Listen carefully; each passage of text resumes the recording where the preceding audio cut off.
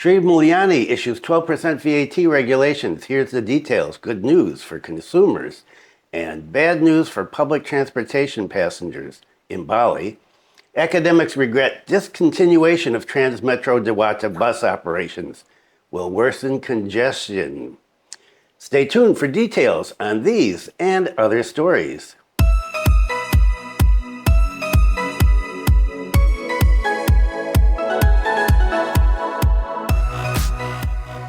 Selamat pagi. Welcome to the latest news from Bali and Indonesia. This is January 3rd, 2025. Happy New Year once again. And my name is Bruce. What is the weather like today in the kampung? It looks like it is going to be a hot one. At 9:30 in the morning, it is already 31 degrees Celsius, and the humidity down to 67%, and the wind speed, it's a brisk 14.4 kilometers per hour. Okay, so we got a lot here. And so let's get to it. Sri Mulyani issues 12% VAT regulations. Here's the details. Indonesian Finance Minister Sri Mulyani Indrawati has officially signed the Finance Minister's regulation overseeing the value-added tax, or VAT, increase from 11% to 12%. The PMK was promulgated on December 31st, 2024, and officially came into effect 2 days ago on January 1st. But not as originally expected. The regulation stipulates that 12% VAT will be imposed on luxury goods, just luxury goods. According to Article 2, Paragraph 3 of the regulation, the category of goods subject to 12% VAT is motorized vehicles and non-motorized vehicles that are subject to the luxury goods sales tax, PPNBM, based on the tax laws. This increase goes from 11 to 12%. Earlier, Sri Mulyani announced the cancellation of the VAT increase on several goods and services. Initially, the government only exempted 3 goods that were not subject to the 12% VAT, namely cooking oil, flour, and industrial sugar. All goods and services that were subject to the 11% VAT have not changed, the minister said, which means there is no increase in VAT and they still pay 11%. Meanwhile, goods and services that were previously exempt from the VAT, such as necessities in the form of rice, are still exempt from the levy. Outside of motor vehicles, think Lamborghinis, BMWs, Mercedes, the categories of goods subject to the PPNBM include residential groups such as luxury houses, apartments, condos, townhouses, and the like, with a selling price of 30 billion or more. And also included hot air balloons, private planes, yachts, and luxury motor vehicles. So I guess I'm going to be okay because I don't see myself buying a hot air balloon or a yacht or even a luxury motor vehicle. So good news for consumers. And, well, this shows one thing, right? Don't get too worried when the government makes pronouncements. You have to wait until it goes into effect, because a lot of times if something is controversial like this increase in the VAT and there are demos, the government will take a few steps back. And so the people are not going to be affected by this. Good news for them to start the new year. And what about people that use the public transportation in the Sarbagita area? Bad news for them, at least temporarily. Academics regret discontinuation of Trans Metro Dewata Bus operations, also known as TMD, will worsen congestion. Academic and public transportation researcher from Bali State Polytechnic, Dr. Putu Hermawati, deeply regrets the termination of the TMD bus operation. Moreover, according to her, the performance of TMD always shows positive changes every year. Bus operators say something different. We'll get to that. The good doctor admitted to being involved in the operational planning of this bus. She said that the performance of the bus initially was below standards. However, it slowly started to increase, starting from travel time, speed to the time difference between buses of 10 to 15 minutes. In terms of passengers, which initially were few, over the past 4 years, it started to fill up to 40%. Although the transportation standard is 70%, she said this is already showing a good direction. Even at the beginning, the Bali Regency government had a commitment to continue operating this bus. Suddenly stopping, it's very unfortunate. All this time has been in vain, she explained. According to her, it's very difficult to change society from being dependent on private vehicles to being dependent on public transportation. And it helps if there's good public transportation. But now many people have started to depend on this TMD. Many of our students, including lecturers and staff, use Corridor 5 because they've entered Mulyani and the Polytechnic, she explained. And with the absence of the TMD service, they will return to using private vehicles. So it will further worsen the traffic jam that has been happening so far down in that area. So why has this been stopped? Well, the main reason is that the government has no funding for it in the budget. However, according to the bus operator, there are also other issues involved, such as minimal utilization by the community, lack of feeders, and inadequate infrastructure. And these have all forced the service to say goodbye. The Trans Metro Dewata Bus service is a program of the Ministry of Transportation through the Directorate General of Land Transportation. According to the bus operators, looking at the data of the number of passengers in 2024, there was a decline compared to 2023. And so he is saying something a little different than the academic who said, if we look at this over the 4-year period that the bus has been in operation, the numbers are going up, even though they're well below the standard of 70%. He's saying there's a decline in 2024 from 2023. And so this story is all over local press. People are upset. Some local people started a petition on change.org to save the bus, and so far, up until this morning, had over 12,000 signatures. Well, when that happens, somebody is going to respond, and the incoming Governor Koster says he will fix the problem. One of the solutions is cost sharing between provincial governments and the city governments in the Sarbagita region. And as of right now, all the employees have still not been fired. They're waiting to see, the bus operators waiting to see what the government is going to do. Are they going to come in and save the day or not? And so this issue with public transportation goes on and on. And let's talk some more about economics. Bali inflation in 2024 reaches 2.34%. Food and beverages are the main contributors. Annual inflation year on year in Bali was 2.34%, down from the annual inflation rate in 2023. The BPS, a central statistics agency in Bali, said food, beverages, and tobacco groups were the main contributors to the inflation with a share of 1.20%.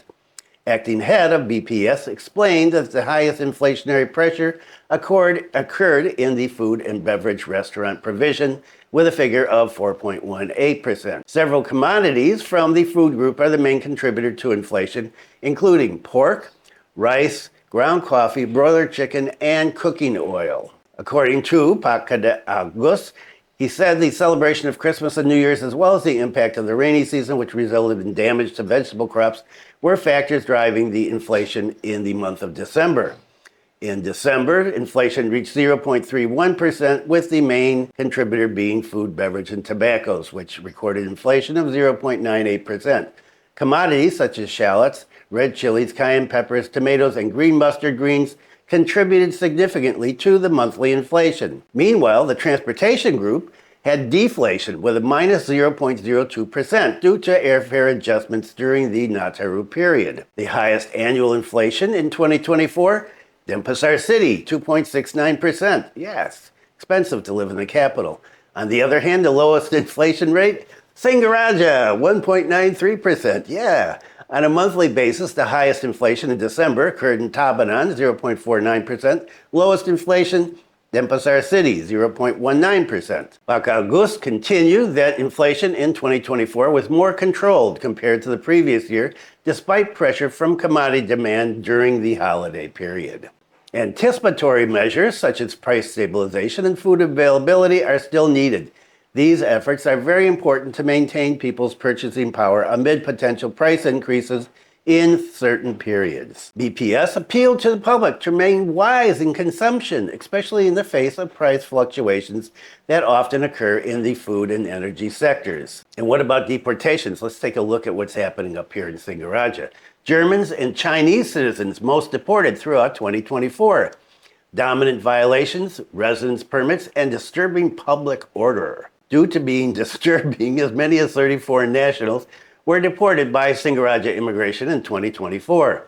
The administrative immigration action was given mostly to foreigners from China and Germany. Head of the immigration office in Singaraja, Hendra Setiawan, revealed that this deportation increased compared to 2023 because in the previous year, deportations in the Singaraja area only 17. Deported foreigners, 4 from China and Germany, 3 Russians, 2 from Australia, England, the US, France, and Serbia, and 1 from Argentina, Belgium, Czech, Japan, Malaysia, Romania, Switzerland, and Taiwan. When asked about the reasons for deportation, Pak Setiawan gave an example. Most of the foreign nationals did not want to pay for salon fees, got drunk and slept in random places, and fell ill and did not have a sponsor to guarantee to pay for hospital fees. And there are even those who became yoga instructors, diving instructors, opening spa businesses, managing lodgings, and offering fishing tours. Most deportations, he said, are carried out due to the misuse of residence permits. However, what is found in the field, most are due to disturbing public order. There are also those who are deported after serving their sentences in prison. Hendra continued, deportation is also given to foreign nationals who exceed the period of their stay. There were 9 foreign nationals who were deported because of overstay, 3 of them less than 60 days, 6 of them more than 60 days. Although there is deportation, there are 2 strict actions that apply to foreign nationals who overstay. If the overstay period is under 60 days, then they're required to pay a fine of $1 million per day. However, the foreign national will still be deported, but not banned, so they can come back into Indonesia. If the overstay is more than 60 days, the foreigner will be deported and banned so that they cannot return to Indonesia because they are already on the rejection list. 3 foreign nationals who overstayed less than 60 days were deported because they were unable to pay the fine.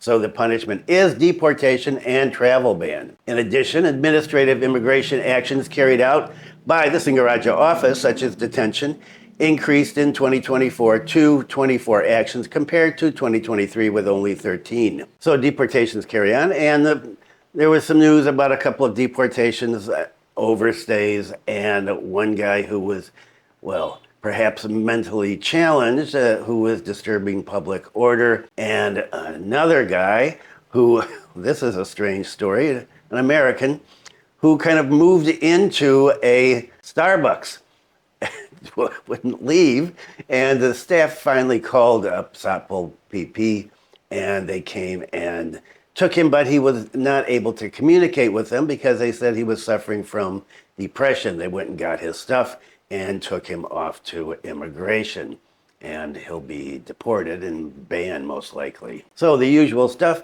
Nothing big right now, no drug cases in the last couple of days, no hookers. And so that's the way it is with deportations.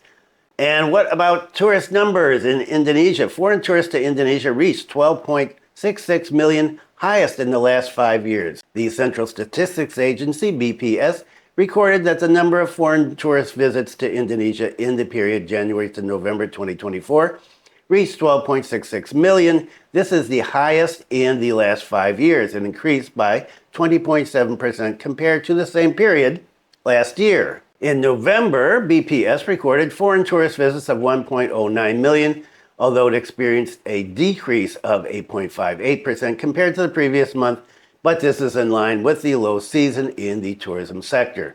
In terms of nationality, foreign tourists from Malaysia dominated 174,000, Australia 129,000, Singapore 120,000, and China 85,000.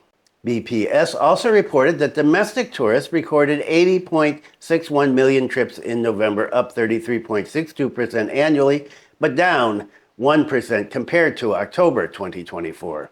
And there's an increase in the January to November period of 22.81% from last year. Java Island remains the main destination for domestic tourist travel with a contribution of 69.87%. And what about Indonesians who are going overseas? Well, in November, 749,000 left the country, an increase of 13%, although below the conditions before the pandemic. The main destinations for domestic tourists are in the ASEAN region. Malaysia is the main one with 28.29%, although this figure is slightly down compared to the previous month. Saudi Arabia, second place, 16.99%. Singapore in third place with 13.86%. The positive performance of Indonesia's tourism sector is expected to continue in line with the government's efforts to encourage the growth of the tourism sector, both domestic and internationally. And that is it for today. I hope you are having a good start to the new year. Right now, here it is very quiet. All of our kids, all the grandkids are gone. My wife and I have 3 days by ourselves before people start coming back. And, well, school starts on Monday for Zoe and for Spaceboy. I have Xander, my oldest grandson. And so, that's it. Thanks for viewing. Be kind to someone today. Take care. And I will see you next time.